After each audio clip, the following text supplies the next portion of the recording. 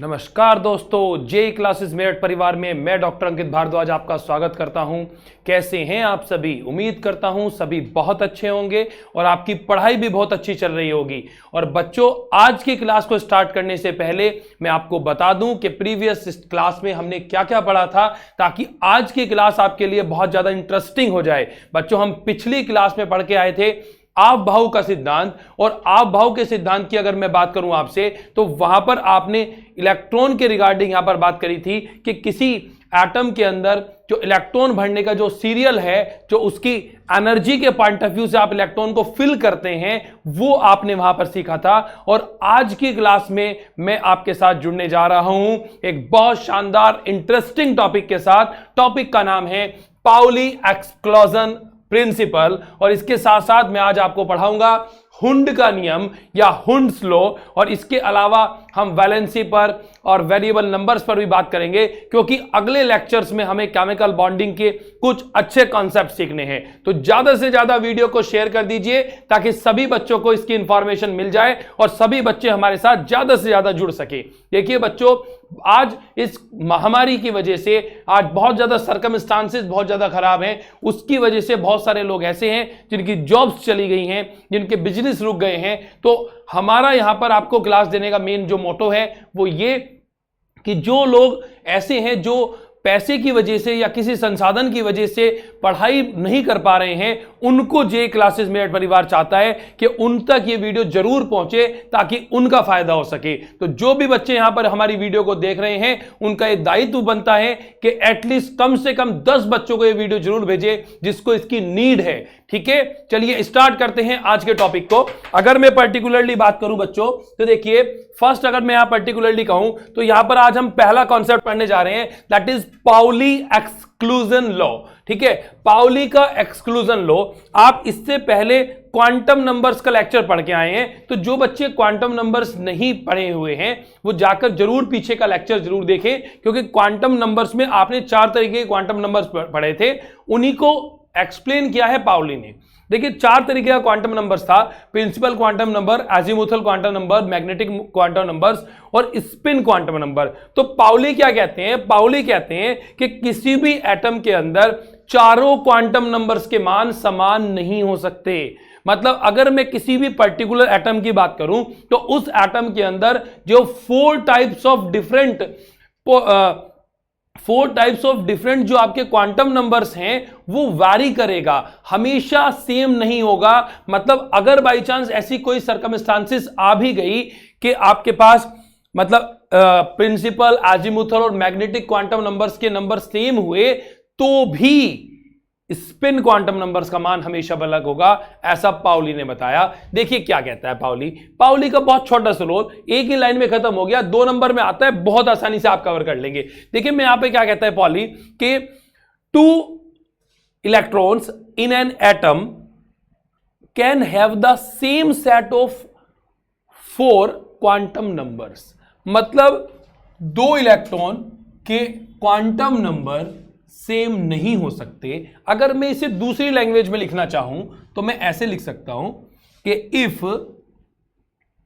Principal quantum number को n से दिखाते हैं n, एजीमुथल को l से दिखाते हैं और मैग्नेटिक को m से दिखाते हैं। इफ n l m मतलब principal quantum number, azimuthal quantum number और मैग्नेटिक क्वांटम नंबर, इफ इन तीनों की वैल्यू भी सेम हो जाए, if n l m value are same,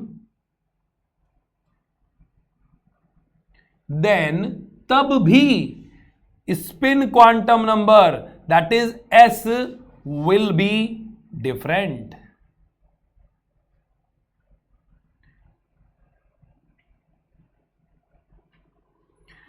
इन्होंने कहा कि अगर n, l और m के मान समान भी हो जाएं, सेम भी हो जाएं, तो भी s की वैल्यू हमेशा डिफरेंस रहेगी, क्योंकि s की वैल्यू तो आप जानते हैं, अगर ऑर्बिटल्स है तो ऑर्बिटल के अंदर या तो अपवर्ड या तो डाउनवर्ड, मतलब या तो क्लॉकवाइज डायरेक्शन या फिर एंटी क्लॉकवाइज डायरेक्शन। अगर क्लॉकवाइज डायरेक्शन है तो +½ और अगर एंटी क्लॉकवाइज है तो दैट इज -½ तो पाउली का देखिए कितना आसान सा रूल था। पाउली ने बताया कि क्वांटम नंबर्स के जो वैल्यूज हैं वो चारों क्वांटम नंबर की किसी भी एटम के लिए सेम नहीं हो सकती। स्पिन क्वांटम नंबर्स हमेशा हमेशा डिफरेंट ही रहेगा। ठीक है, चलिए आगे बढ़ते हैं। अगला कॉन्सेप्ट आपके पास कि हुंड्स लो है ना, हुंड का नियम आपसे पूछ रहा है। अब अगले वाले पे बढ़ते हैं। अगले वाले की अगर मैं बात करूं तो देखिए हुंड रूल क्या कहता है, ये इंपॉर्टेंट कंसीडर करेंगे। स्टार लगा लो भाई इस पे। अगर मैं पोलो टेक्निक की बात करूं तो इस चैप्टर से हुंड रूल पूछ जाना बहुत कॉमन सी बात है। मतलब जनरली ऐसा होता है कि हुंड रूल आपसे 2 नंबर में पूछ लिया जाता है और बहुत आसान है क्योंकि पीछे का जो कॉन्सेप्ट सीख के आए हैं उसी के हल्का सा एप्लीकेशन है। और ये बात मैंने इलेक्ट्रॉनिक कॉन्फ़िगरेशन में आपको बताई भी थी। अगर आप ये माइंड करें तो मैंने प्रीवियस लेक्चर में आपको क्या कराया, क्रोमियम और कॉपर का इलेक्ट्रॉनिक कॉन्फ़िगरेशन सिखाया था। वहां पर मैंने आपसे कहा था हुंड रूल से लगाए। तो हुंड रूल देखिए कैसे हुआ। तो यहां पर हुंड नाम के साइंटिस्ट आए, उन्होंने क्या कहा, इन्होंने कहा द पेयरिंग ऑफ इलेक्ट्रॉन्स, कि जो इलेक्ट्रॉन की पेयरिंग हो रही है इन द ऑर्बिटल, किसी भी पर्टिकुलर ऑर्बिटल में belonging to the sub shell, अगर उनका सेम सब शेल भी है, does not takes place until all the orbitals of subcells are singly occupied। Mainly बात यह हुई कि half filled electron is more stable than that of the full filled electron. क्या कहा मैंने कहा कि half filled electrons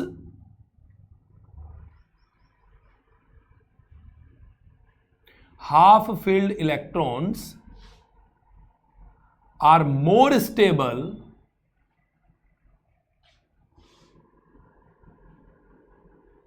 than the full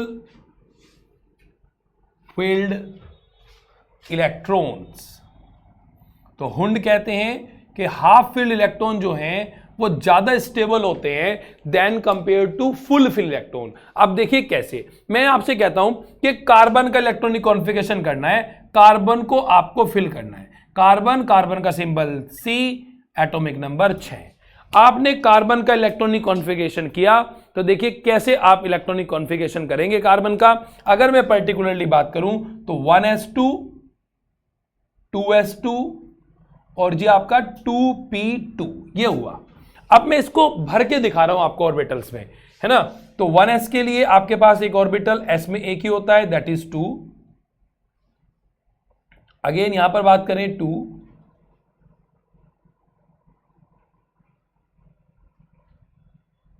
और यहां पर आप अगर बात करेंगे तो इस तरीके से भरा जाएगा। मतलब आपको p के अंदर 2 इलेक्ट्रॉन भरने हैं, आप ऐसे नहीं भर सकते, क्योंकि अगर आपने इस तरीके से फिल किया तो उस कंडीशन में 2 ऑर्बिटल खाली रह गए, स्टेबिलिटी डाउन कर जाएगा। आप चाहते हैं कि पहले हाफ फिल्ड पूरा भरे उसके बाद फुल फिल भरे। जैसे अगर आपको 2 भरने हैं तो आप पहले एक यहां भरेंगे और एक यहां भरेंगे, ठीक है। इसी क्रम में मैं एक और आपसे बात करता हूं, मैं कहता हूं नाइट्रोजन। तो नाइट्रोजन जो है N और 7 से रिप्रेजेंट करते हैं। इलेक्ट्रॉनिक कॉन्फ़िगरेशन जानते हैं, 1s2 2s2 2p3 हो जाएगा, ठीक है, क्योंकि 7 भरने हैं तो इसमें तो 2 आने हैं तो 2 आ गए, दैट इसमें भी 2 आने हैं, 2s2 में ये भी आ गए। अब 2p3 था हमारे पास, क्योंकि नाइट्रोजन की बात कर रहा हूं इसलिए मैंने स्किप कर दिया भाई। ये बात आपको सिखा के आया हूं, है ना, कि नाइट्रोजन की अगर मैं कंसीडरेशन में बात करूं तो 2p3 हो जाएगा, 7 इलेक्ट्रॉन भरने हैं। तो यहां पर अगर मैं कंसीडर करूं तो आपको देखना है कि 7 जो आप भरेंगे उसमें क्या करना है, 1 2 3 ऐसे नहीं करेंगे, ठीक है। आपको क्या करना है, पहले हाफ फील्ड सारे भरने हैं। तो 3 इलेक्ट्रॉन भरने थे, एक ऐसे भरा, एक ऐसे भरा और एक ऐसे भरा। ये ज्यादा स्टेबल हो गया क्योंकि यहां पर सारे ऑर्बिटल फिल हैं। अब आपसे पूछ ले कार्बन ज्यादा स्टेबल है या नाइट्रोजन, तो दिखाई भी दे रहा होगा नाइट्रोजन के हर ऑर्बिटल में कम से कम एक इलेक्ट्रॉन है। मतलब कोई उस पर कब्जा नहीं कर सकता, सारे मकान भरे हुए हैं। अगर हम इसकी जगह यहां लिख देंगे तो ये वाला मकान खाली हो जाएगा, कोई और आएगा कब्जा कर लेगा। कब्जा बचाना है, ठीक है। तो यहां पर कार्बन की मैं बात करूं, कार्बन का आपने इलेक्ट्रॉनिक कॉन्फ़िगरेशन से अकॉर्डिंग टू हुंड रूल आपने इसका फिलअप भर के देखा। इसी तरीके से आपने यहां पर नाइट्रोजन का देखा। चलिए आगे बढ़ते हैं। मैं यहां पर ऑक्सीजन और फ्लोरीन का भी आपको करके दिखाता हूं ताकि आपके लिए ये इजियर हो जाए, ठीक है। तो यहां पर 2 और हम यहां पर डिस्कस करते हैं। फर्स्ट वन इज ऑक्सीजन, तो ऑक्सीजन का atomic number 8, electronic configuration 1s2 2s2 2p4, ठीक है। और इसी क्रम में fluorine that is 9 1s2 2s2 2p5। तो यहां पर देखिए आपके पास ये सारे आ गए। ये ऑक्सीजन का भरना चाह रहे हैं, एक s ऑर्बिटल, ये 2s और ये 2p वाला 1 2 3, ठीक है। ये मैंने भरा 1s, ये भरा 2s और ये भर रहा हूं मैं 2p, ठीक बात है। इसी तरीके से फ्लोरीन के भी पहले बॉक्स बना लेते हैं। तो ये इसका 1s, ये इसका 2s and the next is 2p, ठीक है। ये इसका 2p हो गया। अब अगर मैं पर्टिकुलरली कहूं तो मुझे ऑक्सीजन के 2s 1s में 2 भरने हैं, 2 भर दिए, इसमें भी 2 भरने हैं, 2 फिल कर दिए, यहां मुझे 4 भरने हैं तो 1 1 1 ऐसे भरा जाएगा जी, 1 1 1 और फिर एक ऐसे, that is 4। It is the correct explanation of Hund's rule.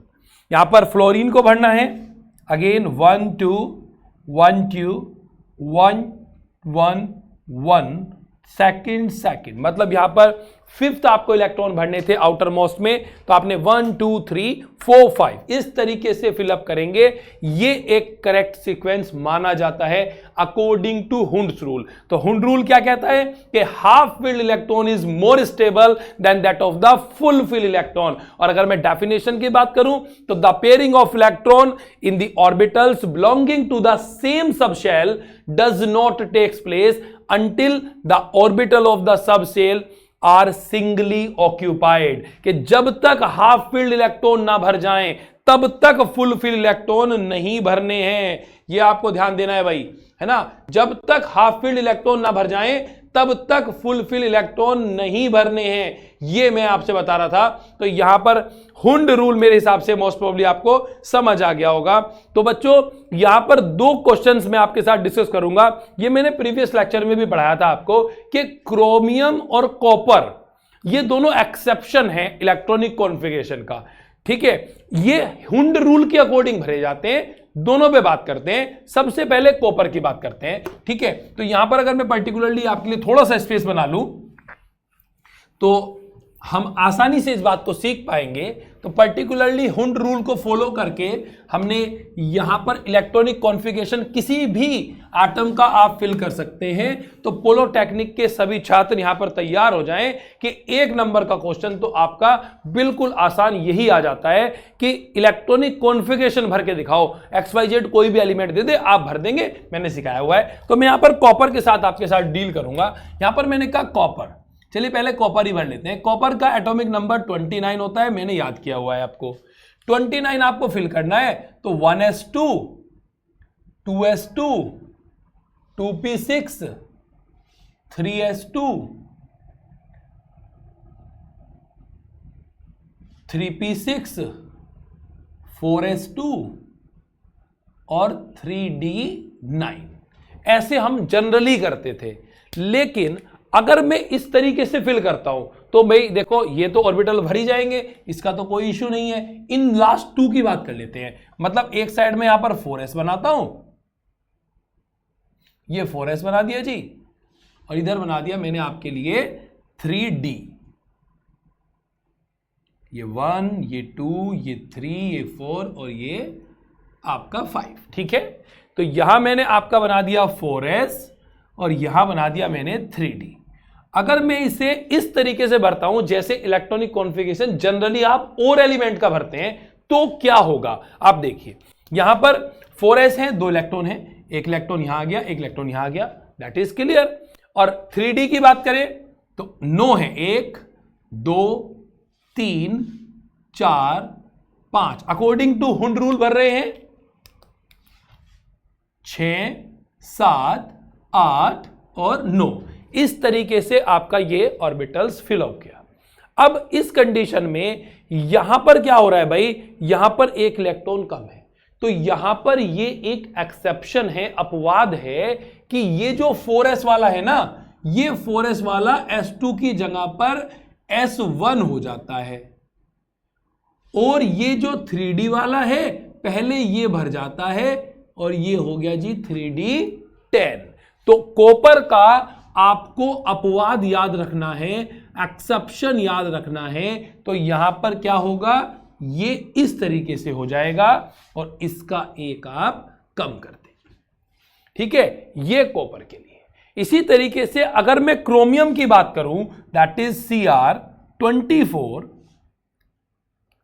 करो जी इलेक्ट्रॉनिक कॉन्फ़िगरेशन, सेम चलेगा भाई, 1s2 2s2 2p6 3s2 3p6 4s2 3d4।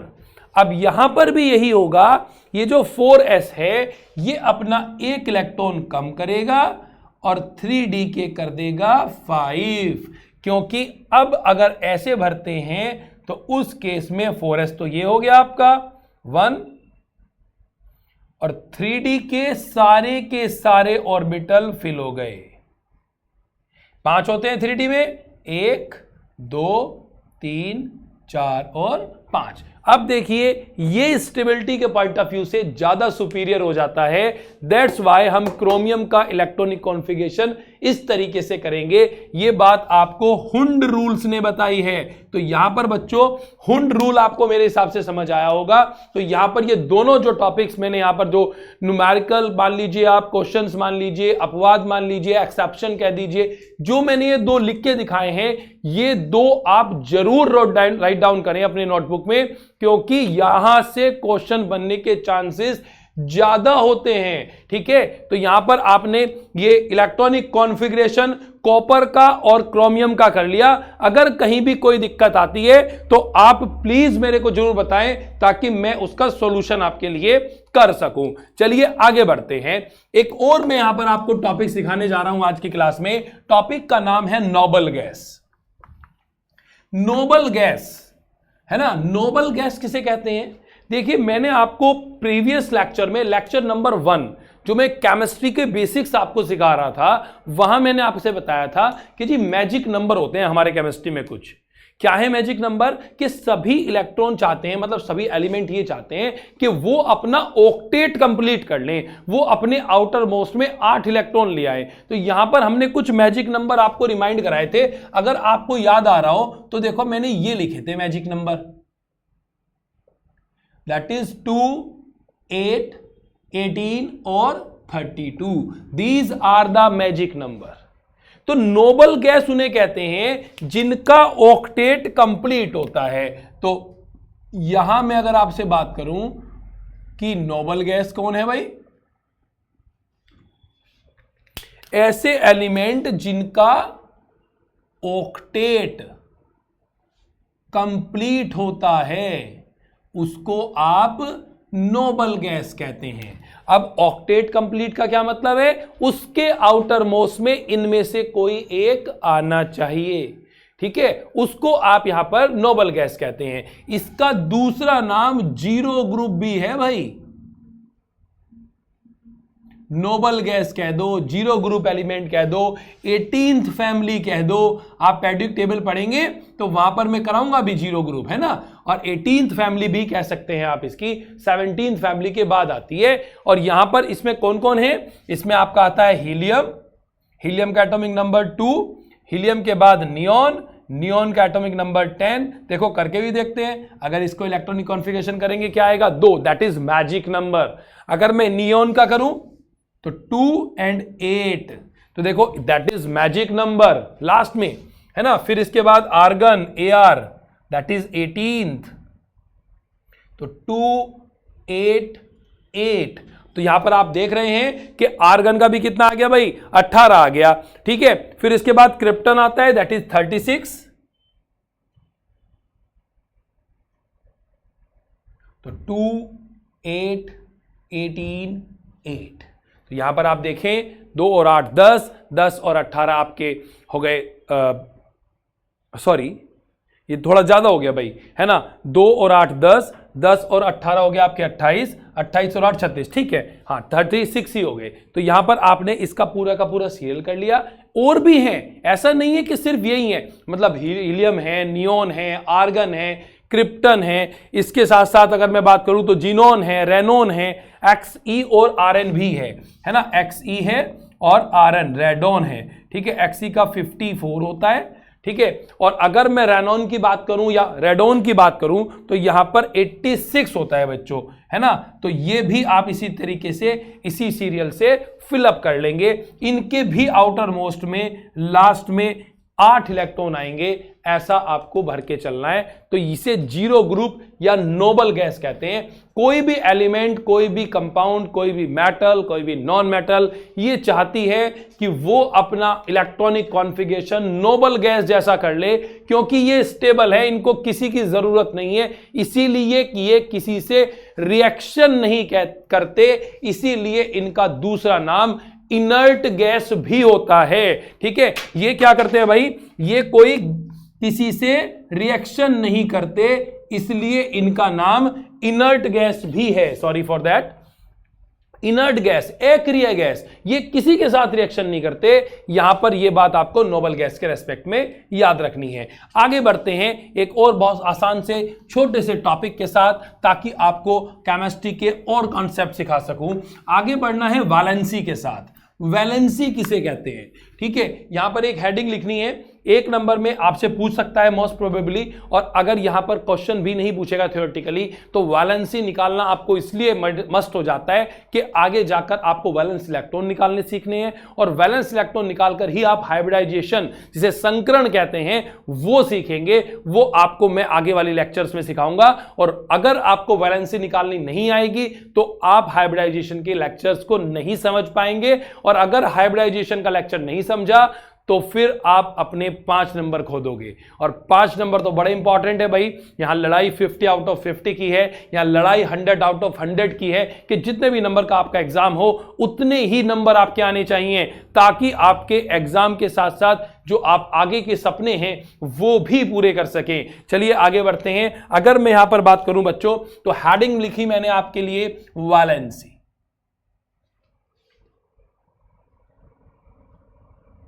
संयोजकता बोलते हैं भाई, वैलेंसी या संयोजकता। तो मैं कहूं valency of an element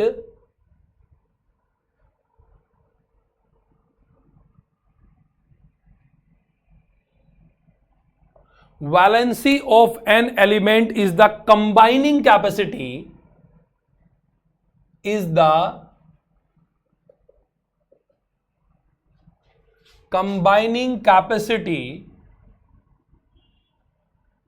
of an atom. किसी एटम की कंबाइन करने की कैपेसिटी को उसकी वैलेंसी बोलते हैं, कि कोई एटम कितने इलेक्ट्रॉन को लेकर या देकर अपना ऑक्टेट कंप्लीट कर ले, that is valency.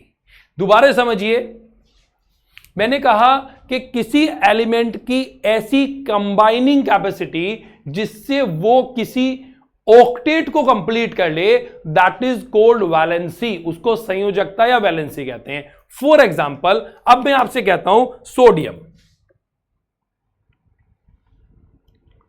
For example यहां पर मैं बात करूं आपसे, दैट इज सोडियम। सोडियम का सिंबल बताओ भाई, Na, है ना। एटॉमिक नंबर जानते हैं 11, बिल्कुल ठीक। अब मुझे इलेक्ट्रॉनिक कॉन्फ़िगरेशन करना है इसका। अगर मैं सोडियम का इलेक्ट्रॉनिक कॉन्फ़िगरेशन करूं तो 2, 8 और 1, मेरे पास इलेक्ट्रॉनिक कॉन्फ़िगरेशन ये आया। अब अगर मैं यहां पर बात करूं तो according to magic number outermost में 8 होने चाहिए थे। अब ये 8 कैसे हो सकते हैं? हमारे पास 2 ऑप्शन है इस सोडियम को स्टेबल करने के लिए। क्या ऑप्शन है? एक साइड अलग लिख लेते हैं सोडियम। हमारे पास सोडियम है कैसा, ये 2, 8 और 1 की फॉर्म में है। मुझे इसे स्टेबल करना है। मेरे पास 2 ऑप्शन है। पहला ऑप्शन, मैं इसके इस 1 इलेक्ट्रॉन को यहां से भगा दूं, मतलब ये अपना 1 इलेक्ट्रॉन किसी को दे दे, पहली बात। दूसरा ऑप्शन,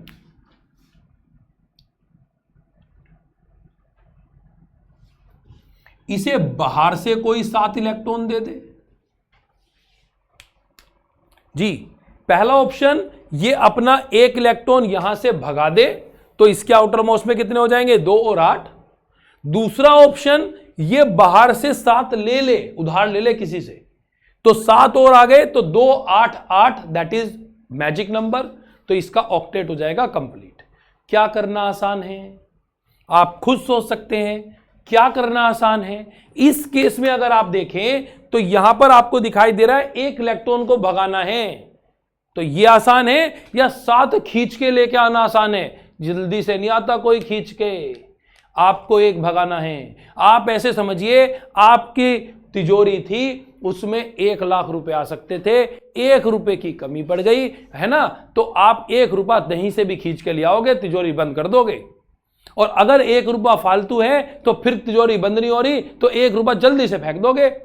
ऐसा थोड़ी ना होता है कि आपके पास 1 रुपया है, मेरे पास 99 रुपए हैं और 100 का नोट बैंक में जमा हो ना, तो आप कहोगे कि सर 99 रुपए दे दो, हम बैंक में अपने 100 रुपए जमा कर आएंगे। ऐसा थोड़ी ना होगा भाई, मेरे पास है ना 99 रुपए, तो मैं लूंगा तुम्हारे से 1 रुपया, ताकि मेरे बैंक में 100 रुपए बढ़े। क्योंकि जो गरीब होता है, जो रिएक्टिव होता है, उसी को तो टूटना पड़ता है। तो मेरे प्यारे बच्चों, अब यहां पर राजा का बच्चा राजा नहीं बनेगा, अब राजा वो बनेगा जो मेहनत करेगा। ऐसा पढ़ा है ना आपने, और सुना भी है सुपर 30 मूवी में, है ना। तो अब सभी बच्चे राजा बनेंगे मेरे साथ जो पढ़ते हैं। यहां पर जो जितनी ज्यादा मेहनत करेगा वो कॉलेज में भी अच्छे नंबर लाएगा और सरकारी नौकरी भी पाएगा। चलो बच्चों देखो क्या हुआ। अब मैंने कहा 2 8 1, ठीक है। अब इसके पास 2 ऑप्शन थे, या तो 1 इलेक्ट्रॉन भगा दे या 7 इलेक्ट्रॉन ले ले। लेगा तो माइनस, क्योंकि उधार ले रहा है, तो हम फिर माइनस से रिप्रेजेंट करेंगे। अगर देगा तो प्लस, क्योंकि फालतू है तो प्लस। तो क्या करे सोडियम, 1 देना आसान है ना 7 लेने से। तो यहां पर अगर मैं सोडियम की बात करूं तो सोडियम कोशिश करेगा कि वो 1 इलेक्ट्रॉन दे दे, और अगर उसने कितने इलेक्ट्रॉन दिए 1, तो इसकी वैलेंसी कितनी हो गई, दैट इज +1। तो आपको ध्यान देना है भाई बच्चों, यहां पर पर्टिकुलरली आपको क्या ध्यान देना है, यही ध्यान देना है कि सोडियम की वैलेंसी कितना होगी, यहां पर +1 होगी, क्योंकि ये 1 इलेक्ट्रॉन दे देगा। समझ आ गई ना बात। और एग्जांपल से समझाऊंगा, डरने की कोई बात नहीं है, और एग्जाम्पल के साथ जुड़ेंगे और एग्जाम्पल से भी समझेंगे, ठीक है। देखो दोबारा, है ना। तो ये क्या करेगा, ये 1 इलेक्ट्रॉन अपना दे देगा, और दे देगा इसलिए वैलेंसी कितना हो गया, +1। वैलेंसी कभी भी विदाउट साइन नहीं लिखेंगे, अगर ले रहा है तो माइनस और दे रहा है तो प्लस। वैलेंसी कभी भी 1 2 3 4 ऐसे नहीं लिखी जाती, +1 -1 +2 -2 इस तरीके से लिखी जाती है। ये आप ऑब्जर्व करें और साथ साथ अपने ब्रेन के अंदर फिक्स आउट कर लें, ठीक है। आगे बढ़ते हैं, मैं मैग्नीशियम की बात करता हूं। 12 है जी, 2 8 2। अब फिर क्या करेगा, 2 इलेक्ट्रॉन देने आसान है, 6 इलेक्ट्रॉन खींच के लाने आसान नहीं है, 6 खींच के लाना, तो 2 दे देगा, और देने वाला धनी, दैट इज +2। और देखें क्लोरीन 17, 2 8 7, आउटर मोस्ट में कितने आ गए, 7। कितने करने हैं, 8। 2 ऑप्शन है भाई इसके पास, या तो ऐसा करे 7 इलेक्ट्रॉन फेंक दे दे किसी को, और ऑक्टेट कंप्लीट कर ले अपना, 2 8 बन जाए। और दूसरा ऑप्शन एक और है, या ऐसा करे कि 7 इलेक्ट्रॉन तो है ही, एक किसी से उधार ले आए और अपना ऑक्टेट कंप्लीट करके क्या कर ले, 2 8 8। बोलो जी, ये वाला ठीक है, ये वाला ठीक है। 7 देना भारी है, यहां पर 1 ही तो खींच के लाना, लिया किसी को मार पीट के, 1 इलेक्ट्रॉन ही तो पूरा करना है, तो खींच के लिया आएगा क्लोरीन। तो अगर क्लोरीन खींच के लिया आएगा तो कैसे भरेगा, देखो जरा फटाफट, दैट इज 2 8 7 तो पहले से ही था, 1 इलेक्ट्रॉन किसी से उधार ले लिया, और उधार लेने वाला -1। तो वैलेंसी कितनी हो गई यहां पर, -1, ठीक है। ऑक्सीजन को देखो, ऑक्सीजन का एटॉमिक नंबर 8 2 6, आउटर मोस्ट में कितने करने हैं, 8।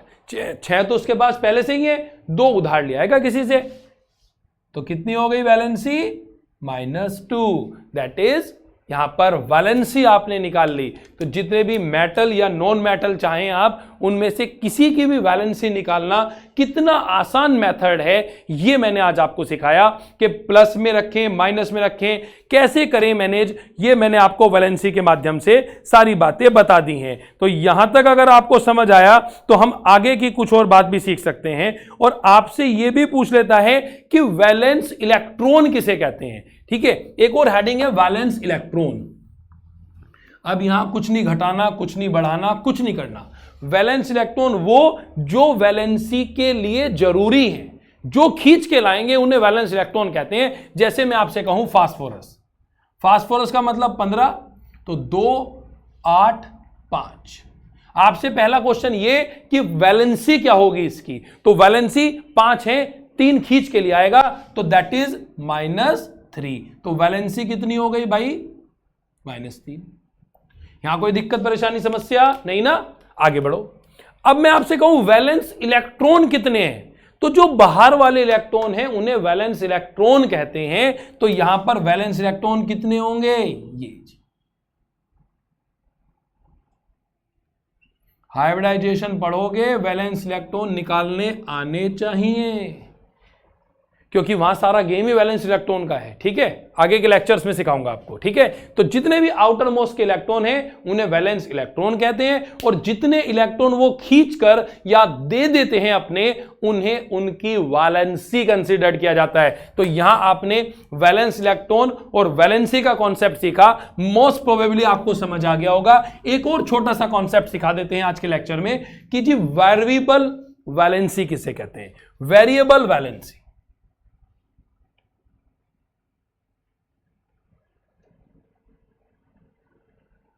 वेरिएबल वैलेंसी, अगर मैं वेरिएबल वैलेंसी की बात करूं बच्चों, तो देखिए एस और पी ब्लॉक, मतलब मेटल और नॉन मेटल के केस में अगर मैं बात करूं, तो वहां पर वेरिएबल वैलेंसी शो नहीं करती। सिर्फ डी ब्लॉक के एलिमेंट ऐसे हैं, और एफ ब्लॉक तो मतलब रेडियो एक्टिव तरीके के एलिमेंट ज्यादा हैं, तो वहां हम बात ही नहीं कर रहे। डी ब्लॉक के जो एलिमेंट हैं, कौन से ब्लॉक के भाई? डी ब्लॉक के जो एलिमेंट हैं, हिंदी में लिख दिया, चलो दोनों में लिख देते हैं, ये लीजिए, जो डी ब्लॉक के एलिमेंट हैं वो शो करते हैं जी वेरिएबल वैलेंसी। तो कौन शो करता है वेरिएबल वैलेंसी?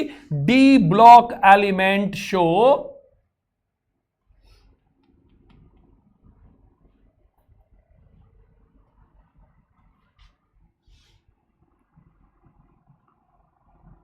वेरिएबल वैलेंसी, सिर्फ डी ब्लॉक के। वेरिएबल वैलेंसी का मतलब ये +1 भी दिखा सकता है, +2 भी दिखा सकता है। मतलब ऐसे एलिमेंट जिनकी वैलेंसी वेरिएबल होती है, चेंज होती रहती है, उनको आप वेरिएबल वैलेंसी वाले इलेक्ट्रॉन कहते हैं। जैसे मैं यहां पर कॉपर के रेस्पेक्ट में बात करूं, तो कॉपर जैसे Cu है, ठीक है, तो ये अगर मैं यहां पर बात करूं तो इसकी वैलेंसी +1 भी हो सकती है, +2 भी हो सकती है। मैं आयरन की बात करूं Fe, तो Fe की वैलेंसी +2 भी हो सकती है, +3 भी हो सकती है। कैसे हुई? डी ब्लॉक में पढ़ेंगे भाई, कैसे हुई? डी ब्लॉक में पढ़ेंगे। अभी हमने सिर्फ छोटा सा कॉन्सेप्ट सीखा कि अगर किसी एलिमेंट की वैलेंसी वेरिएबल है, वो चेंज होती रहती है लगातार, तो आप उसे वेरिएबल वैलेंसी का एग्जांपल मान सकते हैं। और जो डी ब्लॉक के एलिमेंट है हमारे, वो यहां पर वेरिएबल वैलेंसी शो करते हैं। तो यहां पर अगर मैं बच्चों बात करूं, तो आप देखिएगा कि आज हमने यहां पर क्या क्या कॉन्सेप्ट सीखा है। आज हमने यहां पर सबसे पहले हुंड्स लॉ सीखा, पाउली का एक्सपर्जन लॉ देखा, और इसके साथ साथ मैंने आपको वैलेंसी सिखाई, वेरिएबल वैलेंसी के बारे में बताया। तो आज की क्लास आपके लिए बहुत शानदार हुई है। मुझे उम्मीद है कि आपको सारी बातें समझ आई होंगी, और इसी तरीके से हमें अपनी मेहनत को आगे भी बढ़ाते जाना है भाई, है ना, रुकना नहीं है और लगातार मेहनत करनी है ताकि आप जेई बन सकें। यहां सिर्फ पोलोटेक्निक के लिए फाइट नहीं है, सिर्फ पोलोटेक्निक में नंबर नहीं लेके आने आपको, पोलोटेक्निक तो टॉप करना ही है, उसके बाद जो सरकारी नौकरी आपकी लगनी है, जेई बनना है, क्योंकि जेई क्लास ने ठाना है एक एक स्टूडेंट को जेई बनाना है। तो आज की क्लास को यहीं पर विराम देते हैं और दोबारा मुलाकात होगी अगले टॉपिक के साथ। धन्यवाद। जय हिंद, जय भारत।